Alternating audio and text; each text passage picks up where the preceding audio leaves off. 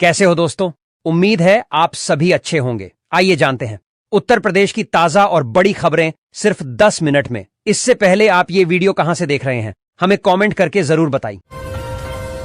उत्तर प्रदेश सरकार ने ऐलान किया है कि राज्य की मुफ्त राशन योजना अब अगले साल मार्च तक जारी रहेगी। इस योजना से लगभग 15 करोड़ गरीब और जरूरतमंद लोगों को हर महीने 5 किलो चावल और गेहूं मुफ्त मिलेगा। मुख्यमंत्री योगी आदित्यनाथ ने कहा है कि यह कदम गरीब परिवारों की थाली भरने और महंगाई से राहत देने के लिए उठाया गया है। सरकार का दावा है कि किसी भी पात्र परिवार को राशन से वंचित नहीं रहने दिया जाएगा। साथ ही वितरण प्रणाली पर ऑनलाइन निगरानी भी रखी जाएगी ताकि भ्रष्टाचार और गड़बड़ी रोकी जा सके।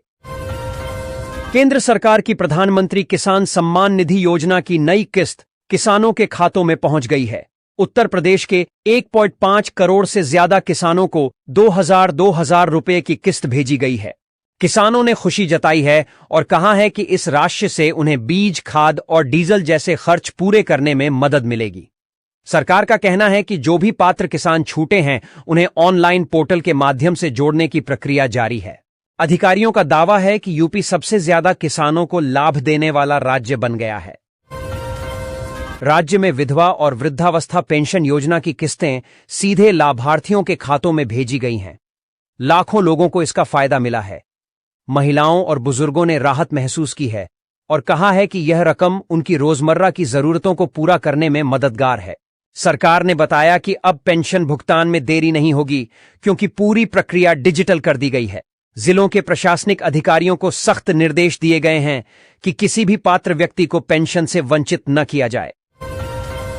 मुख्यमंत्री कन्या विवाह योजना के तहत राज्य में हजारों बेटियों की शादी कराई जा रही है।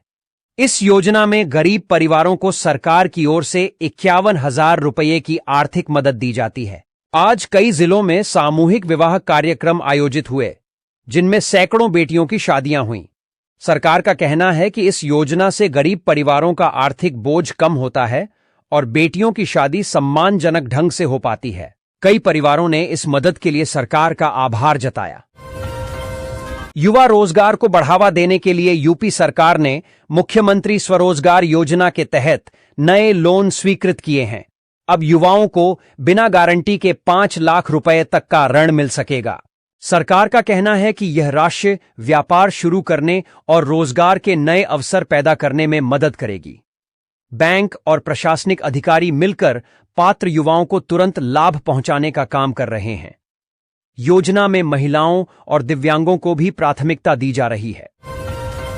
प्रधानमंत्री आवास योजना के तहत यूपी में आज 30,000 से ज्यादा गरीब परिवारों को पक्के घर की चाबी सौंपी गई। जिन परिवारों के पास रहने के लिए सुरक्षित घर नहीं था, वे अब पक्के मकानों में रह पाएंगे। मुख्यमंत्री योगी ने कहा है कि 2027 तक हर गरीब को पक्का घर देने का लक्ष्य रखा गया है। लाभार्थियों ने घर मिलने पर खुशी जाहिर की और कहा कि यह उनके सपनों को साकार करने वाला दिन है। उत्तर प्रदेश सरकार ने विद्यार्थियों को डिजिटल शिक्षा से जोड़ने के लिए मेधावी छात्रों को लैपटॉप और टैबलेट देने की नई सूची जारी की है। आज हजारों छात्रों को टैबलेट और लैपटॉप बांटे गए। छात्रों ने बताया कि इस सुविधा से उनकी पढ़ाई आसान हो जाएगी और ऑनलाइन क्लासेस और प्रतियोगी परीक्षाओं की तैयारी बेहतर ढंग से कर पाएंगे। सरकार का कहना है कि आने वाले महीनों में लाखों छात्रों तक यह लाभ पहुंचेगा। उज्ज्वला योजना के तहत यूपी में हजारों महिलाओं को मुफ्त गैस कनेक्शन और सिलेंडर दिए गए हैं। महिलाएं अब धुएं से भरे चूल्हे की बजाय गैस चूल्हे पर सुरक्षित तरीके से खाना बना पाएंगी।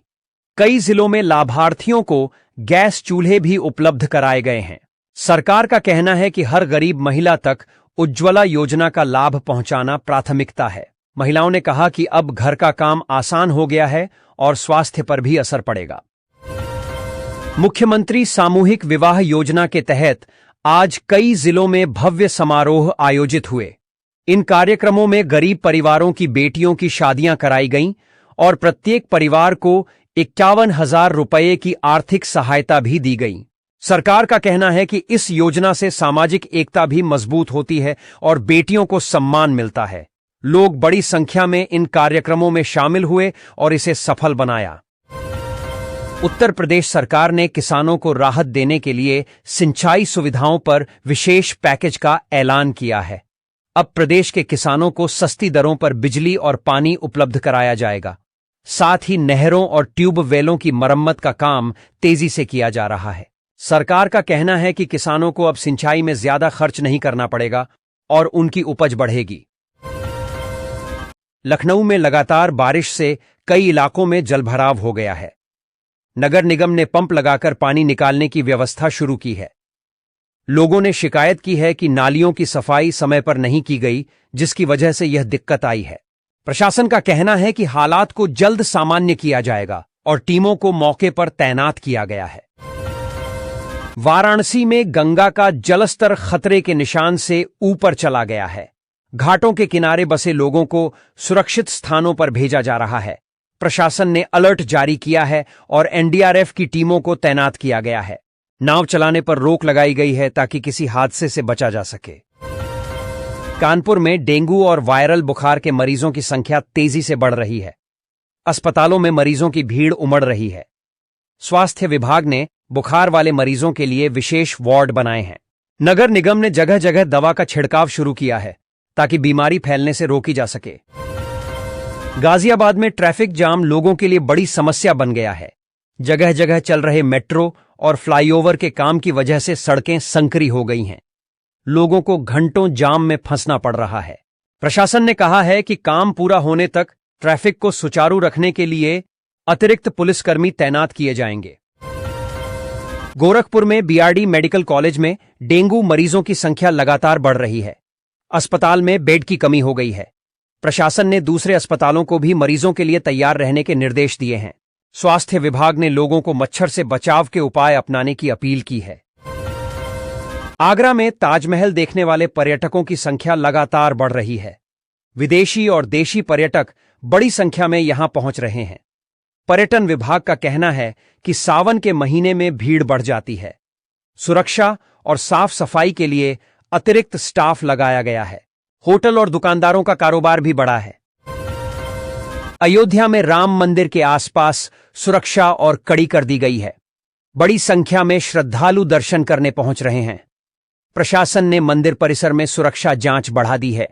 साथ ही श्रद्धालुओं को कतारबद्ध तरीके से प्रवेश कराया जा रहा है। स्थानीय लोगों का कहना है कि राम मंदिर बनने के बाद से यहां पर्यटन और कारोबार तेजी से बढ़ा है। प्रयागराज में संगम क्षेत्र के पास बाढ़ का पानी भर गया है। कई गांवों का संपर्क टूट गया है। प्रशासन ने नावों की व्यवस्था की है और राहत शिविर लगाए गए हैं। बाढ़ प्रभावित इलाकों में खाने पीने की सामग्री भी बांटी जा रही है। बरेली में पुलिस ने नशे के खिलाफ बड़ी कार्रवाई की है। शहर के कई हिस्सों में छापेमारी कर बड़ी मात्रा में शराब और नशीली दवाएं जब्त की गई हैं। कई लोगों को गिरफ्तार किया गया है। पुलिस का कहना है कि यह अभियान आगे भी जारी रहेगा। सहारनपुर में गन्ना किसानों ने अपनी मांगों को लेकर प्रदर्शन किया। किसानों ने कहा कि उन्हें समय पर गन्ने का भुगतान नहीं मिल रहा है। प्रशासन ने किसानों को भरोसा दिलाया है कि बकाया राशि जल्द दी जाएगी। मथुरा में जन्माष्टमी की तैयारियां जोरों पर हैं। मंदिरों और बाजारों को सजाया जा रहा है।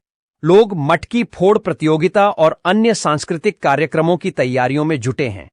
प्रशासन ने सुरक्षा और ट्रैफिक व्यवस्था के लिए विशेष इंतजाम किए हैं। लखीमपुर खीरी में एक किसान पर जंगली जानवर ने हमला कर दिया, जिससे वह गंभीर रूप से घायल हो गया। वन विभाग की टीम ने इलाके में तलाशी अभियान शुरू किया है। ग्रामीणों ने मांग की है कि इलाके में सुरक्षा के लिए पिंजरे लगाए जाएं। अलीगढ़ में नगर निगम ने सफाई अभियान शुरू किया है। शहर के कई हिस्सों से कचरा हटाया जा रहा है। अधिकारी खुद सफाई व्यवस्था की निगरानी कर रहे हैं। लोगों ने कहा है कि समय पर सफाई होने से बीमारियां भी कम होंगी। भदोही में कालीन उद्योग में काम करने वाले मजदूरों ने वेतन बढ़ाने की मांग की है। मजदूरों ने कहा है कि महंगाई बढ़ने की वजह से उनका गुजारा मुश्किल हो गया है। प्रशासन ने इस मुद्दे पर बातचीत करने का आश्वासन दिया है। नोएडा और ग्रेटर नोएडा में स्कूल बंद। 21 अगस्त 2025 को गौतम बुद्ध नगर जिला प्रशासन द्वारा गुरु द्रोणाचार्य मेले के अवसर पर नोएडा और ग्रेटर नोएडा में स्कूलों में अवकाश घोषित किया गया है।